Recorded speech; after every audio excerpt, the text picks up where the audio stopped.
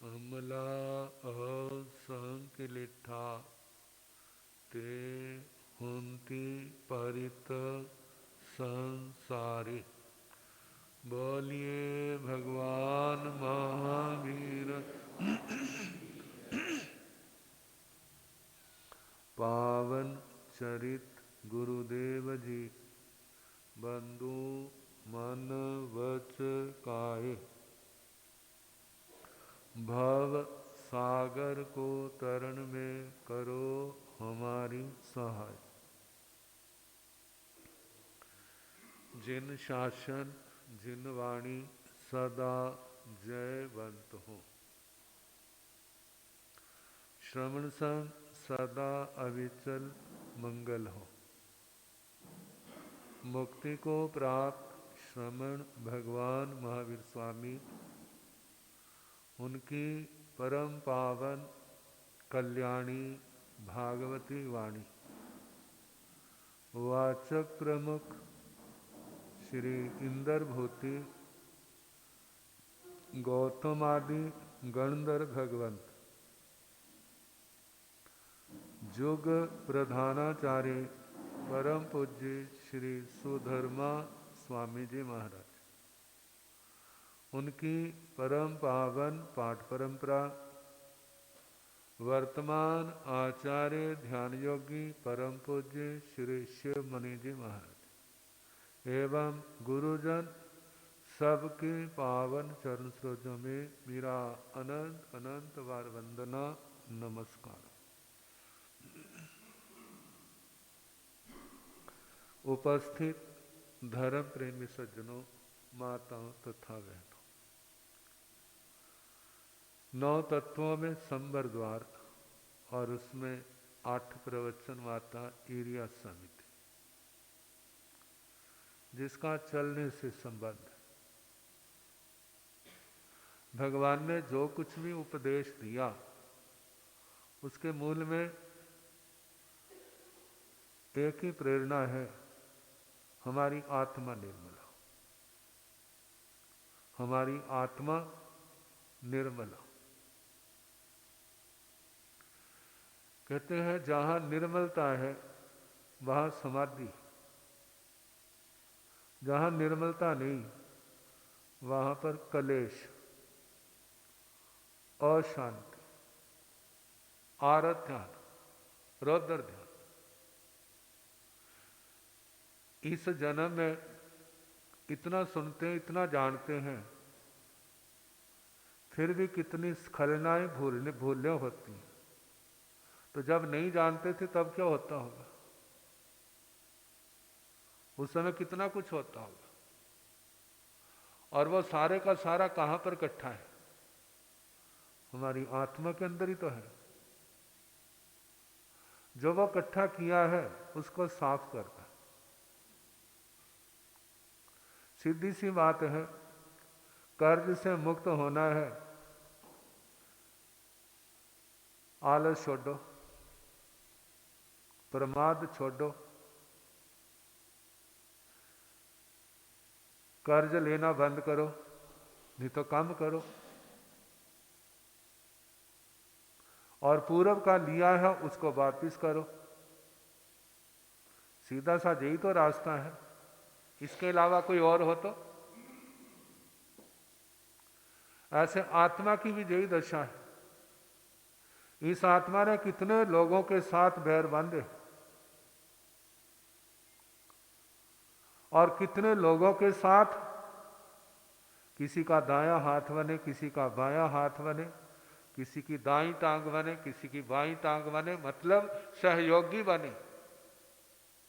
जो सहयोगी बने वो तो है कर्ज दिया,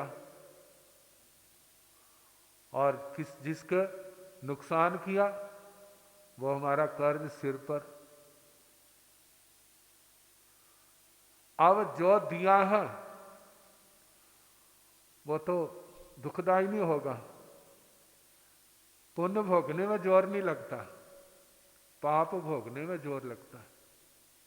तो समस्या तो पाप की होती है, उससे छुटकारा पाना है। तो जिन जिन क्रियाओं से जो पाप होते हैं उन क्रियाओं के ऊपर संयम रखना, ध्यान रखना। कहते गाड़ी भी चलानी है, लेकिन गाड़ी चलाने से एक्सीडेंट भी तो होते हैं, लेकिन किनके होते हैं? जो ध्यान से नहीं चलाते। जो ध्यान से चलाते हैं, कंट्रोल स्पीड पर चलाते हैं, ब्रेकें जिसकी बिल्कुल ठीक है, सारा ठीक है, वहां पर हम कह सकते हैं 99% एक्सीडेंट की संभावना नहीं है। कोई सिर फिरा मार दे उसको तो बात अलग है, अपनी ओर से तो कोई कसर नहीं है। ऐसे हमारे जीवन में हम कदम कदम पर सोच के विचार के आगे बढ़ते हैं, तो ये हमारी धर्म आराधना है, हमारा संयम है, तप है। इससे पूर्व के पाप कटते हैं और नए पाप कर्म बंद न रुकते। तो कल बता रहे थे, द्रव्य से, क्षेत्र से, काल से आगे भाव देख के चले। कितना देख के चले? पैदल तो इतना है, शरीर प्रमाण 4 हाथ, और गाड़ी के हिसाब से चलना हो तो, क्योंकि ये तो संतों के हिसाब से बताया। जो धर्म ध्यान समाई कर रहे, पोषित कर रहे, जो तो उनके हिसाब से गाड़ी में थोड़ा बैठे। लेकिन इस बात की आवश्यकता तो गाड़ी वालों को ज्यादा है। जितना वो ध्यान से चलाएंगे, दुर्घटना से क्या होंगे? आप देखो भला, कितनी दुनिया गाड़ियों की दुर्घटना से लंबी नींद सो रही है। कितने देखना, गिनने लगोगे तो आपके ध्यान में कितने लोग आ जाएंगे जिनके एक्सीडेंट में क्या हुई है। किसी की मौत हुई है, किसी की टांग टूटी है, किसी का दिमाग, किसी का कुछ, किसी का कुछ। कितना नुकसान, आखिर उसके मूल में क्या है? अयत्न। उनको ज्यादा जरूरत। तो चलना देख के क्षेत्र से कितना प्रमाण है, जिससे सारा पता चल जाए। अब जो 100 की स्पीड पर जा रहे तो कैसे दिखेगा भला? और ब्रेक भी कैसे लगेगी? जैसे जुआ होता है ना, हार जा पार, चाहे जीत जा हार। ऐसे जा तो पहुंच जाएंगे, अपने लक्ष्य में पहुंच जाएगा, नहीं तो ऊपर भी जा सकते हैं, कुछ भी हो सकता है। अकेला जाएगा तो अलग बात, हो सकता है साथ में औरों को भी साथ ले जाए। लेकिन कहा जो कोई बहादुरी नहीं है, जो मूर्खता है, अज्ञानता है। हम अपना भी नुकसान कर रहे हैं, दूसरे का भी नुकसान कर रहे हैं। जो मानव जन्म अनंत पुण्यों से मिला है, इस मनुष्य के अंदर हम स्वर्ग की रचना भी कर सकते हैं, और नरक की रचना तो कर ही रहे हैं। दुनिया के लोग नरक के रास्ते पर चल ही रहे हैं, लेकिन विशेषता है उस रास्ते से, पशुता के रास्ते से हट करके मानव के रास्ते पर, देवता के रास्ते पर क्या होना? उस रास्ते पर चलना, जिससे अपने को भी शांति होगी, दूसरे को भी शांति होगी। जीवन क्या होगा? वरदान रूप होगा, अभिशाप रूप नहीं होगा। विशेषता वरदान बनने में है, अभिशाप बनने में विशेषता नहीं है। तो वरदान के लिए तो साधना करनी पड़ती, आराधना करनी पड़ती। दुनिया में देवी देवताओं की करते, लेकिन हमारे भगवान ने कहा इन शिक्षाओं की करो। कहते तो मेरा नाम नहीं लेते तो मेरा कोई नुकसान नहीं होता। बोलो बोला होगा? यदि आप भगवान का नाम नहीं लेते तो भगवान का कोई नुकसान नहीं है। भगवान को आप मत्था नहीं टेकते तो भगवान का कोई नुकसान नहीं है। वहां नुकसान किसका है? वो नहीं टेकने वाले का। भगवान के आगे झुकेंगे तो हमारी बुद्धि निर्मल होगी। बुद्धि निर्मल होगी तो सब कुछ ठीक हो गया। और भगवान से दूर रहेंगे, गुरुओं से दूर रहेंगे तो सबसे बड़ा नुकसान है कि हमारी बुद्धि में मैलापन आएगा। और जिसकी बुद्धि भ्रष्ट होगी फिर उसका क्या होगा? फिर उसका राखा, उसका रक्षक कौन है? फिर तो कहते हो तो तेरा भगवान रक्षक है और कोई नहीं, तेरे हाथ में नहीं रहा। तो देख के चलना, शरीर प्रमाण, बाकी जो दुनिया के क्षेत्र हैं वहां अपना कंट्रोल अपने विवेक से, धैर्य से। आगे काल आता है। हमारे जीवन की व्यवस्था कैसी होनी चाहिए? ज्यादा चलने के लिए दिन है, आराम के लिए क्या है? वो रात है। विश्राम करें। कहते हम ही तो नहीं है दुनिया में, और भी तो बहुत है। देखते हैं ना, जब किसी ने जल्दी जाना होता है तो रास्ता क्या कर देते हैं? बंद कर देते, उसको निकाल देते हैं। तो कितने लोग ऐसे हैं जिनका दिन में जीवन है, कितने ऐसे हैं जिनका रात का जीवन है। रात वाले दिन के टाइम में आ जाए और रात वाले बाहर चले, सारा अल्टा पलटी हो जाएगी। तो कहा हमारा चलना फिरना काम का सारा कौन सा समय होना चाहिए? दिन का होना चाहिए। ये ध्यान रखें।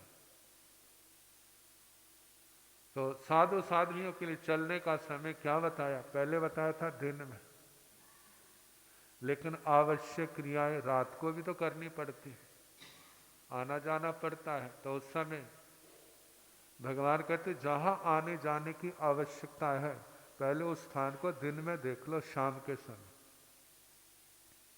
जीवों का आवागमन तो नहीं है। कहा जो साधुचर्या है, गृहस्थों के इन बातों का ध्यान नहीं रखा जाता है, लेकिन कहा पोषद के अंदर तो रखो ना। समय के आपने 5 पक्ष ली है, आपको थोड़ा चलने फिरने की आवश्यकता पड़ सकती है, तो उससे पहले ध्यान रखो जहां जीव जंतु तो नहीं है। जीव जंतु नहीं है तो फिर वो जल्दी से भी निकल जाता है। यदि वहां पर जीव जंतु है तो भगवान ने साधु साध्वियों को रजोहरण दिया। कहा जहां भी पैर रखना है तो पहले क्या करो, कोई जीव आपके पैरों के नीचे आके मर ना जाए, क्या करना? पहले पलटेना कर लेना, फिर आगे कदम रखना। ऐसे करोगे तो आपका जीवन किसी के लिए बोझ नहीं होगा। यत्न है। कहते एक मोटे पाप कर्मों का तो आपने त्याग कर दिया, लेकिन छोटे पाप कर्मों का भी क्या रखना है? विवेक रखना है। साधु साध्वियों को हर समय दिन में देख करके रात को प्रतिलेखना का विधान, और श्रावक श्राविकाओं को हर समय वो ऐसे नहीं चल सकते। लेकिन कहा जब आपने समाय की है तो समाय के समय तो इस बात का ध्यान रखना, तब आपकी समाय क्या होगी? जो पुंजनी जो है रजोहरनी, किसके वास्ते? जो कोई शो पीस थोड़ा है। हमारी पहचान इसका प्रयोजन है। जब वह समाय के लिए बैठने लगे हो तो पहले उस जगह को देखो, फिर उसके बाद पुंजनी से उसको क्या करो? साफ करो।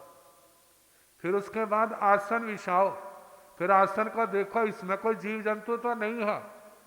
फिर उसके बाद भगवान को वंदना करके, गुरुओं को वंदना करके आसन के ऊपर क्या हो? बैठे। ये सारी यत्न है किसके वास्ते? पाप से बचने के लिए। जे केवल हिंसा के पाप से है तो पाप तो सारा और भी है, उनसे भी तो बचना है। केवल हिंसा से ही पाप थोड़ा आता है। हिंसा से अलावा जो सारा और है उनसे भी पाप आता है। उनसे क्या करना है? उनसे भी अपने आप को बचाना है। और ये सारी धर्म क्रियाएं इन 18 पापों से बचने के लिए। अब इसी प्रकार चलना, दिन को देख करके रात्रि को प्रतिलेखना करके। पोषद किया है तो उसमें रजोहरण है, आप रजोहरणी है उसका प्रयोग करें। इससे क्या होगा? उसके जीवन में यत्न आएगी। अब इसके आगे भाव। भाव चलते समय कितने लोग दुनिया के ना एक समय कई काम करते हैं, एक समय कई काम करते हैं। जैसे आपने लुधियाने जाना है तो पहले लिस्ट बना लेंगे कितने काम है, फिर उसके अनुसार ही राउंड लगाएंगे, चक्कर लगाएंगे। पहले ये काम करना, फिर ये करना, फिर उसके बाद वो आएगा, वो आएगा, उसके अनुसार सारे काम करें। ये व्यवस्था है, इसको बुरा नहीं कहा। कहा एक ही टाइम में खाना भी खा रहा है, साथ में खबरें भी सुन रहा है, साथ में बातें भी कर रहा है, और साथ में और पता नहीं क्या क्या करते होंगे। कहा एक समय खाना खाते समय खाने में ध्यान होना चाहिए, दूसरी ओर से कहते खाना तो आराम से खा लो, ये बातें तो बाद में ही हो जाएंगी। और खाना खाते समय यदि सांस की नली में अन्न का कण चला गया तो क्या होगा?